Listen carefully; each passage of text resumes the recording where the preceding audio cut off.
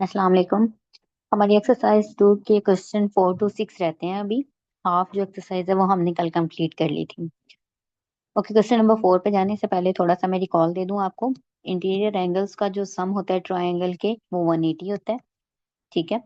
और हमने कल क्या डिस्कस किया था कि अगर दो मेरे पास ये इंटीरियर एंगल्स हैं, for example this is alpha, this is beta. So okay, this is beta और ये कोई एंगल था डी। अल्फा प्लस बीटा, दो इंटीरियर एंगल्स का जो सम है वो एक एक्सटीरियर एंगल के इक्वल आता है। Alpha plus beta is equals to D आता है। ठीक है। ओके, अब हम चलते हैं अपने क्वेश्चन नंबर 4 की तरफ। क्वेश्चन नंबर 4 में मुझे गिवन है एक ये straight line D A and B. इसके ऊपर मेरे पास ये बना हुआ है, एक बनी हुई है ट्राइंगल। ये है एक angle A, this is 35 and this is 47। This is angle B. Okay, ये बी हमें नहीं पता अभी। अब हमने एंगल फाइंड करना है जो भी गिवन है। ए ए जो है वो अननोन है, वो angle unknown angle just find करना है हमें। ठीक है। हमें एक चीज गिवन है कि जो डी ए बी है, this is a straight line. तो अगर ये स्ट्रेट लाइन है, हमारी एक्सरसाइज सबसे पहली एक्सरसाइज उसका पार्ट नंबर 2 जो लेक्चर था, एक्सरसाइज 1 का पार्ट 2, उसमें हमने डिस्कस किया था कि जो स्ट्रेट लाइन है उसके जो एंगल्स का सम है वो क्या होता है, 180 होता है। उसके सारे एंगल सप्लीमेंट्री होते हैं। सप्लीमेंट्री मीन्स उनका सम जो है वो 180 होता है। ओके। ये लॉजिक हम यहाँ पे यूज भी कर सकते हैं, नहीं भी करना चाहते तो आपकी अपनी चॉइस है। मैं दोनों मेथड आपको बता दूंगी, जो आपको इजी लगता है वो कर लें। ओके, हमने ए फाइंड करना है यहाँ पे। अब ए को फाइंड करने के दो मेथड्स है मेरे पास। ठीक है। एक तो ये एक्सटीरियर एंगल वाली लॉजिक है और दूसरी ये स्ट्रेट लाइन वाली। सो अगर हम एक्सटीरियर एंगल की बात करें, ये जो दो एंगल्स का जो सम है वो ए के इक्वल होगा। ऑपोजिट साइड्स का जो सम है, ये देखो ये ऑपोजिट बिल्कुल इसके इस तरफ है। ये वाली जो मैंने ट्रायंगल बनाई थी ये इस साइड के ऑपोजिट ये वाला एंगल पड़ा हुआ था। सो ऑपोजिट एंगल्स का जो सम है, दो इंटीरियर एंगल्स का जो सम है वो एक एक्सटीरियर एंगल के इक्वल आएगा। 35 plus 47 which is equals to A. Okay. So okay, ये 35 है आई गेस, या 55 लिखा हुआ है, ये आप कंफर्म कर लीजिएगा। ठीक है। अगर ये 55 भी है तो लॉजिक तो वही रहेगी। सो ए इज इक्वल्स टू 55 प्लस 47 आ गया 102। ये डायरेक्टली एक स्टेप में हो गया अगर आप ये एक्सटीरियर एंगल वाली लॉजिक यूज करते हैं। But if you want to use the straight line logic तो उसके लिए हम क्या करेंगे, और ये सेकंड मेथड है। एक ट्रायंगल के अंदर वाले सारे एंगल्स का सम कितना होता है मेरे पास, 55 प्लस 47। लेट्स सपोज कि ये जो आपके पास एंगल है this is B, plus B 180 के इक्वल आ गया। यहाँ से बी की वैल्यू मेरे पास क्या आएगी, 180 माइनस 55 माइनस 47। सो बी की वैल्यू आ गई 78। बी इज इक्वल टू 78 आ गया। ठीक है। ये जो बी था ये 78 आ गया।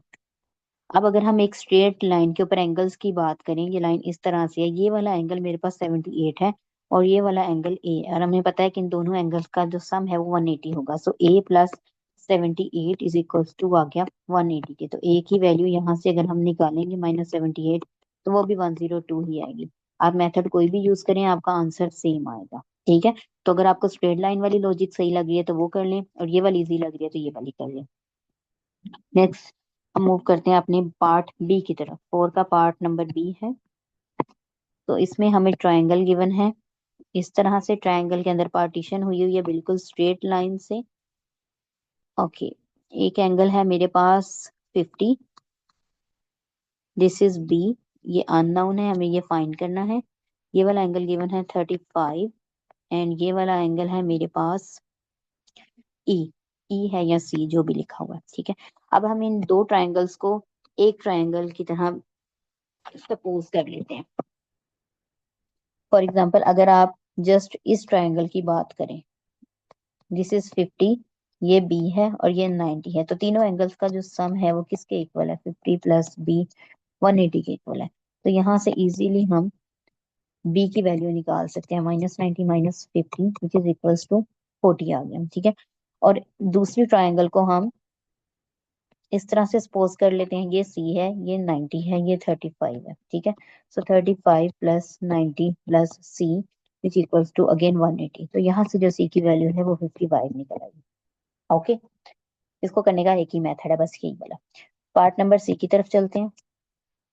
सो सी में हमें गिवन है, सी को भी हम सेम उसी तरह से कर सकते हैं जैसे अभी हमने ए को किया। ओके, सो हमारे पास गिवन है this is 2E and 3E, और ये वाला एंगल भी अननोन है, इसको डी का नाम दे देते हैं, एंड दिस इज 110। ठीक है, ओके, सो हम एक्सटीरियर एंगल वाली लॉजिक यूज करते हैं। यहाँ पे 2E प्लस 3E वो 110 के इक्वल आएगा। So 5E is equal to 110, E is equal to 110 divided by 5, E is equal to 22 आ गया। तो E मिल गया मुझे 22। अब अगर मुझे डी यूज करना है, डी वाली वैल्यू निकालनी है, तो उसको मैं दो तरीकों से निकाल सकती हूँ डी की वैल्यू। एक तो मैं ये वाला मेथड यूज कर लूँ कि तीनों एंगल्स का जो सम है वो 180 के इक्वल है। और सेकेंड लॉजिक क्या है, सेकेंड लॉजिक ये है कि ये एक स्ट्रेट लाइन है, स्ट्रेट लाइन के ऊपर जो दो एंगल्स का सम होता है वो होता है 180। ठीक है, कोई भी यूज कर लें, आपकी अपनी चॉइस है। तो ये 5E, ई की वैल्यू इधर पुट कर रही हूँ, 22 प्लस डी 180। तो डी की वैल्यू इधर से आफ्टर सम सिंप्लीफिकेशन हमारे पास आती है 70। Okay, D is equal to है 70, और यहाँ से भी आप डी की वैल्यू 70 निकाल सकते हैं। ठीक है, दोनों में से कोई भी यूज कर लें। ओके, अब हम चलते हैं अपने क्वेश्चन नंबर 5 की तरफ। ये सी पार्ट था हमारा। ओके, ये तीन ही पार्ट थे इसके। क्वेश्चन नंबर 5 में the sizes of the angles of the triangle are 3x 4x 5x है। Find the smallest angle of the triangle. हमने सबसे छोटा एंगल बताना है कि छोटा एंगल क्या होगा। क्या अब ये सारे के सारे एंगल्स गिवन है, तो एंगल्स हैं तो वी नो कि तीनों का जो सम है that will be 180। So 12x is equals to 12 भी बन रहा है। Okay, 180 x is equals to 180 divided by 12, so x is equals to आ गया 15। ये तो भी x निकला है, एक्स हमारा एंगल नहीं है, हमारा एंगल है 3x 4x and 5x। So 3 times 15 कितना हो गया 45, 4 times 15 which is 60, and 5 times 15 which is 75। सो सबसे छोटा एंगल कौन सा है 45। सो 45 इज द स्मॉलेस्ट एंगल। वही हमने बताना था कि सबसे स्मॉलेस्ट एंगल कौन सा, right. Okay, the last and the final question हमारा क्वेश्चन नंबर है 6। इसमें मुझे ट्राइंगल दी हुई है। ओके, ये बिल्कुल स्ट्रेट साइड है, ये 90 का एंगल बना रहा है। ठीक है, ओके, आप इसको बिल्कुल स्ट्रेट एज्यूम करें, एंड ये इस तरह से। ठीक है, ओके, ए बी सी।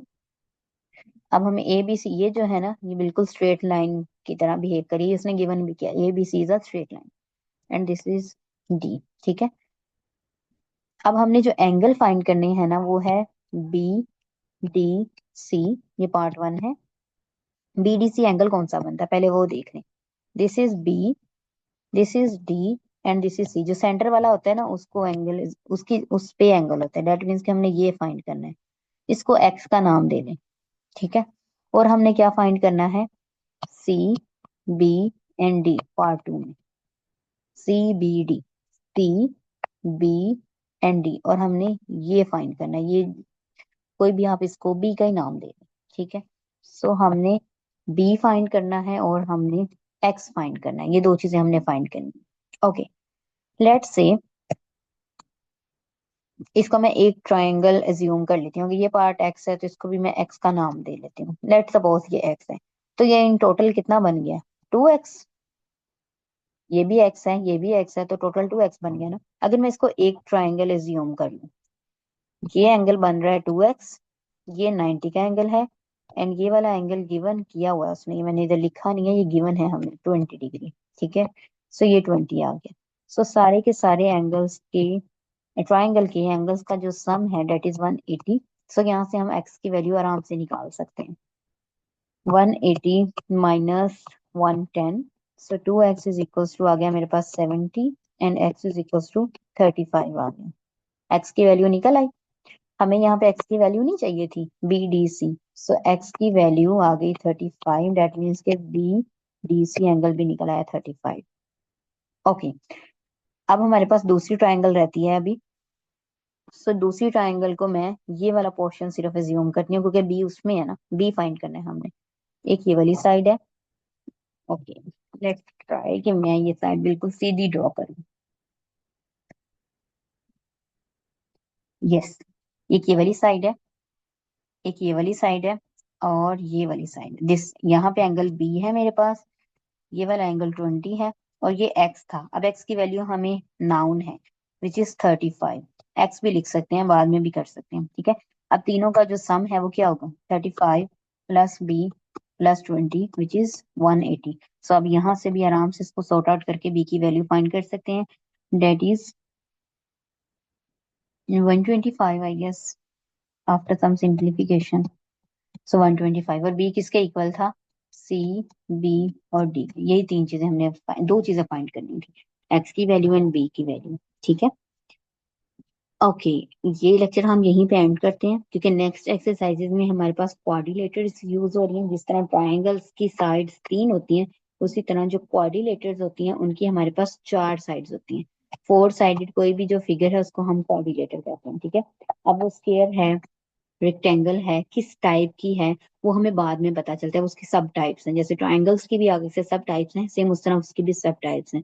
सो क्वाड्रिलेटर्स, फोर साइडेड फिगर को हम क्वाड्रिलेटर्स कहते हैं। ये हम नेक्स्ट लेक्चर में स्टार्ट करेंगे, ठीक है।